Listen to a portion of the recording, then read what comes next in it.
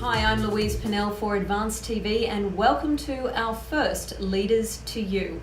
I'm joined by Andy Walsh, who is Director of High Performance for RedBull, and Andy is one of the world's leading high performance specialists.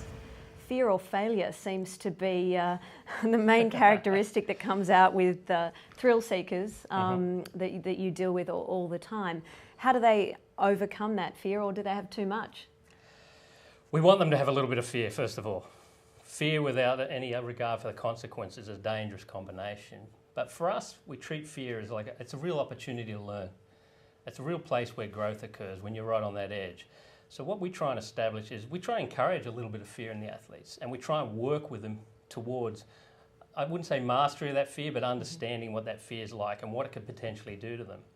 So we want them to push a little past where they're comfortable.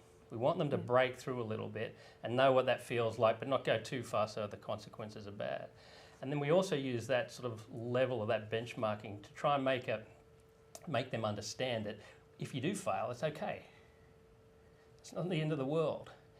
And we have a real challenge with athletes who come through with a lot of talent, and that's all they have. And when they finally get beaten, and somebody will eventually beat you, no matter what you do or how good you are, and when they're finally beaten, they can't deal with it, they don't know how to cope with it. So we don't want someone who's ridden the gravy train on just sheer talent getting right to the top, because when they get knocked down, we have real trouble getting them back up. So it's important to look beyond the prize, so to speak. Definitely. We try and have them understand what they're trying to achieve and really understand what fear could potentially do in that space, but then look beyond that. Look to what they really want to improve in, what they really want to push themselves at and how they want to push it, and we use that to sort of benchmark them against it. Managers often face challenges leading their team into an uncertain future. What steps can be done in practice to reduce fear of the unknown and even encouraging shaping the future together? So getting your team to overcome fear and move forward.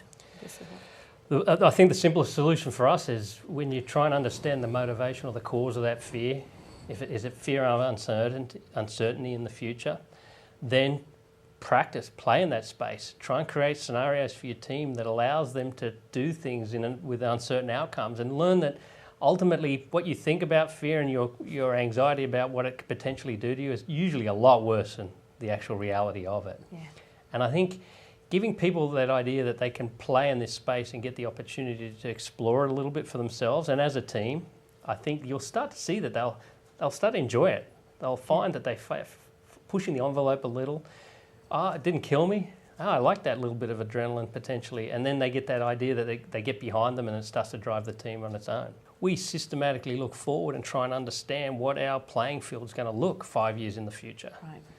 And we really try and set up almost a level of mastery of practice of, okay, if we sit down and think about what we're going to have to do in 5 years to win, how do we step that back? And through that education as well, we sort of break down a little bit of that uncertainty. Yeah. We sometimes have to pick a path that may not be given. We have to put our best guess forward. Yeah. But even that process of improving understanding of what the potential pitfalls and opportunities are 4 to 5 years in advance, which is part of a very simple part of sports modelling. Yeah. That sometimes allows them to sort of get a little bit more comfortable and push a little harder. So you're looking pretty far down the future, as a business person should be? I think so. I mean, I haven't spoken to a business person yet who sort of doesn't do that as naturally part of their day-to-day sort of program. I think what sport's really good at is we know that in 5 years we're going to be competing at a certain place or a certain time, and we systematically look forward and say the sport has been on this trajectory, the moves and plays have been going like this, the fitness has been doing this, the time for get-ups basically has been doing this, and we look at that whole model and say, okay, we know in 5 years if we extrapolate that out, it's going to be like this, or it's going to be close to this, and we start to practice for that now. Wow. We don't practice for what it takes to win today. Thanks for watching Leaders to You. I'm Louise Pennell for Advanced TV.